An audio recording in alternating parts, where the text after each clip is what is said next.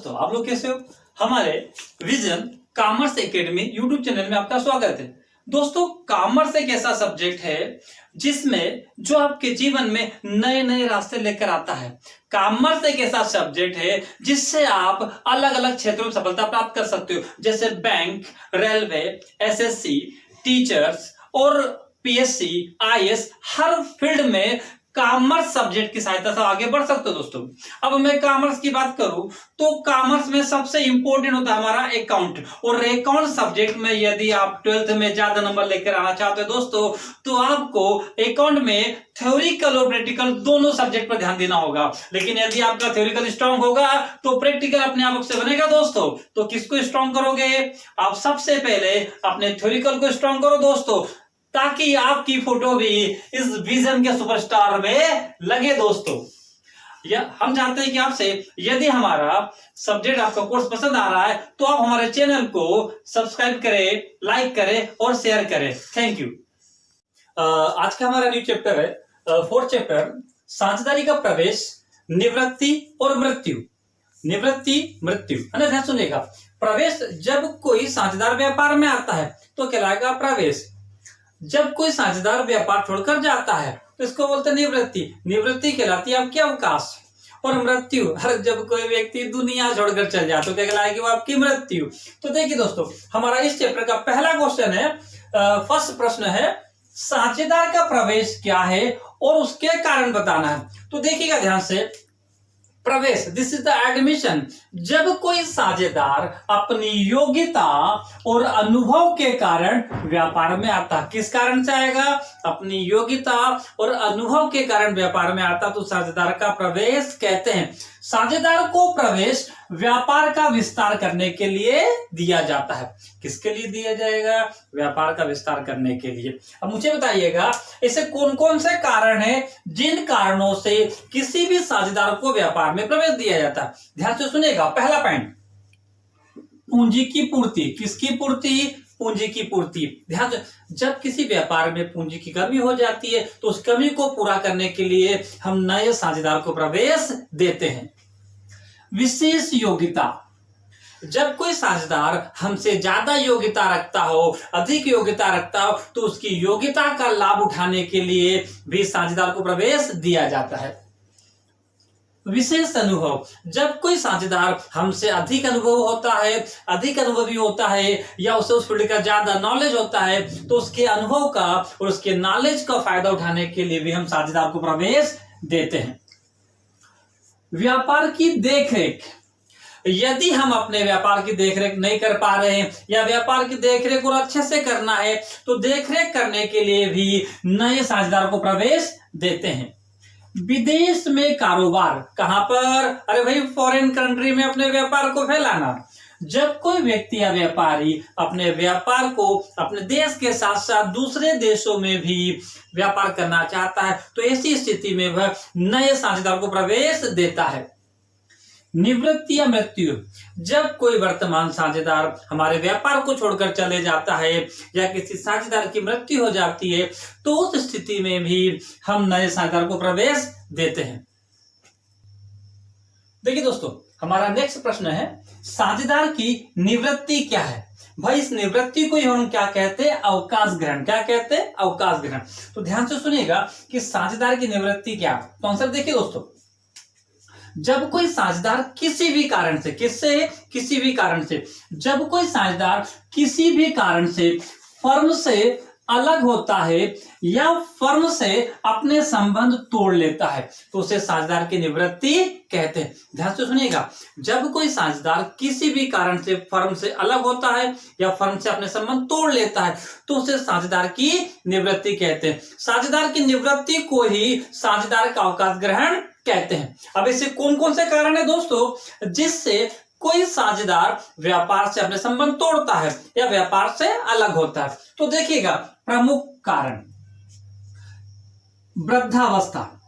जब कोई साझेदार अधिक वृद्ध हो जाता है तो वह फर्म में काम नहीं कर पाता तो ऐसी स्थिति में वह फर्म से अलग हो जाता है। अस्वस्थता, जब कोई साझेदार अधिक बीमार होता है तो उस स्थिति में भी वह फर्म से अलग हो जाता है या उसे फर्म से अलग कर दिया जाता है। पागल, अरे भाई जब कोई साझेदार पागल हो जाता मतलब पत्थर मारता है तो उस स्थिति में भी उसे फर्म से अलग कर दिया जाता है। नेक्स्ट, दिवालिया, जब कोई साझेदार दिवालिया हो जाता है अर्थात उस साझेदार के ऊपर कर्ज अधिक हो जाता है और संपत्ति कम बचती है तो दिवालिया साझेदार को भी फर्म से अलग कर दिया जाता है। लगातार हानि, जब किसी फर्म में लगातार हानि होती है तो उस स्थिति में साझेदार फर्म को छोड़कर अलग हो जाते हैं। मतभेद, जब साझेदारों में आपसी मतभेद हो जाते तो उस मतभेद के कारण भी कुछ साझेदार फर्म को छोड़कर चले जाते हैं। दोस्तों, हाय दोस्तों, आप लोग कैसे हो? आज का हमारा तीसरा प्रश्न है, पुनर्मूल्यांकन खाता क्या है और इसे कब और क्यों बनाया जाता है? तो पुनर्मूल्यांकन खाता सबसे इंपॉर्टेंट होता है, जैसे उसके नाम में दिया पुनर्मूल्यांकन, पुनर् मतलब दोबारा और मूल्यांकन मतलब गणना करना। पर देख लो यहाँ पर आप, भाई पुनर्मूल्यांकन खाता क्या, ध्यान रखिएगा। अगर मैं आपसे बोलूं पुनर्मूल्यांकन खाता साझेदारी व्यापार का सबसे महत्वपूर्ण खाता है। कैसा खाता भाई? सबसे महत्वपूर्ण खाता है।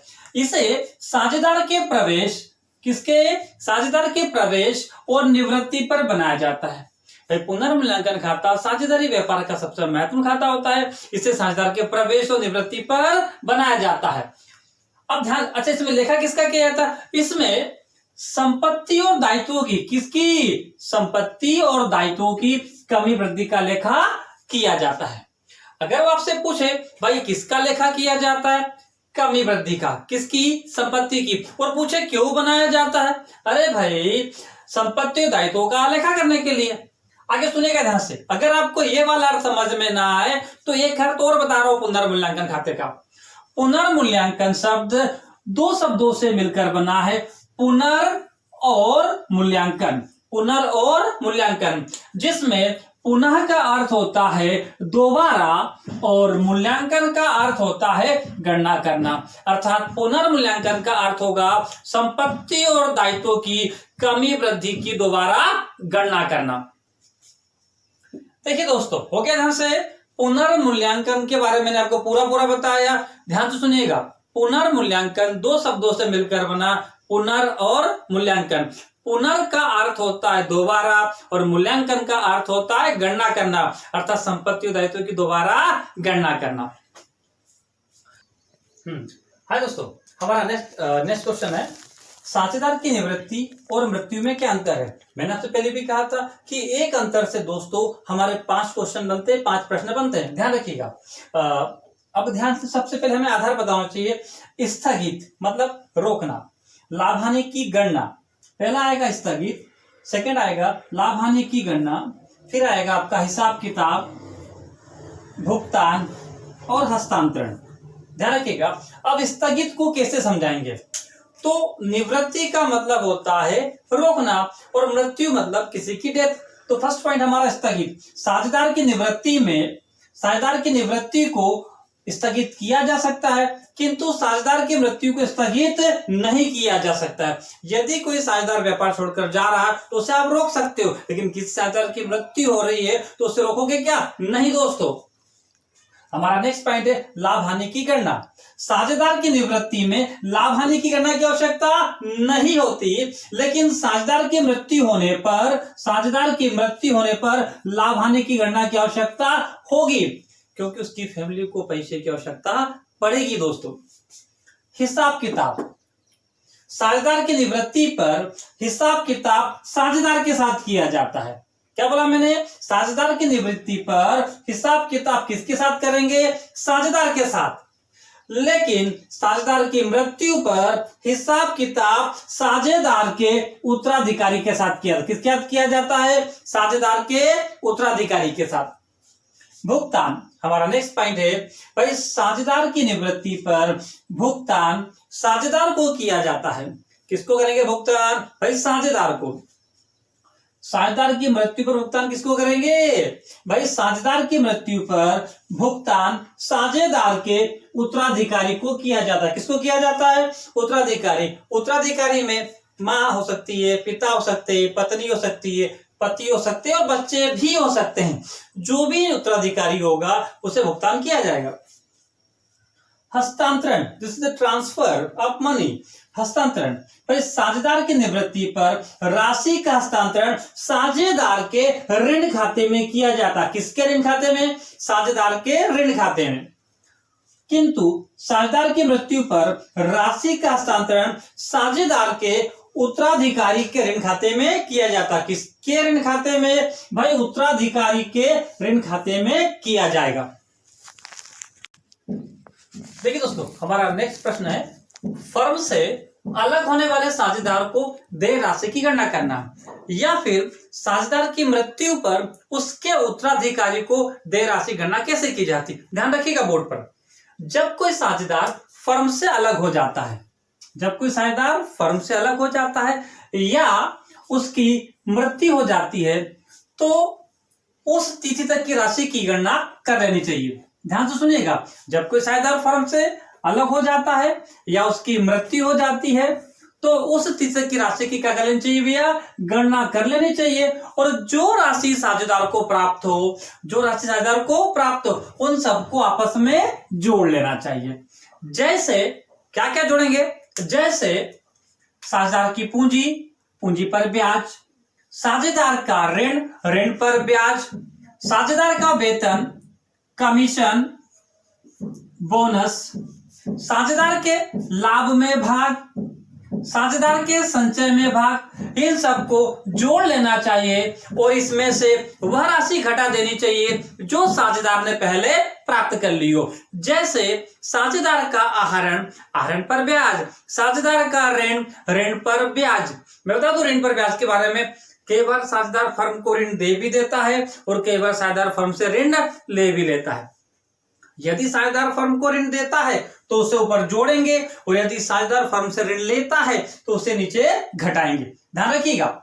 हाँ भाई, फिर से सुनिएगा, इन सबको जोड़ लेना चाहिए और जो राशि साझेदार को, ध्यान सुनिएगा, और जो राशि साझेदार ने पहले प्राप्त कर ली हो उसे घटा देना चाहिए। जैसे साझेदार का आहरण, आहरण पर ब्याज, साझेदार के ऋण और ऋण पर ब्याज, इन सबको घटा देना चाहिए और जो शेष बचता है वह साझेदार को या उसके उत्तराधिकारी को सौंप देनी चाहिए। किसको? या तो साझेदार को या फिर उसके उत्तराधिकारी को सौंप देनी चाहिए।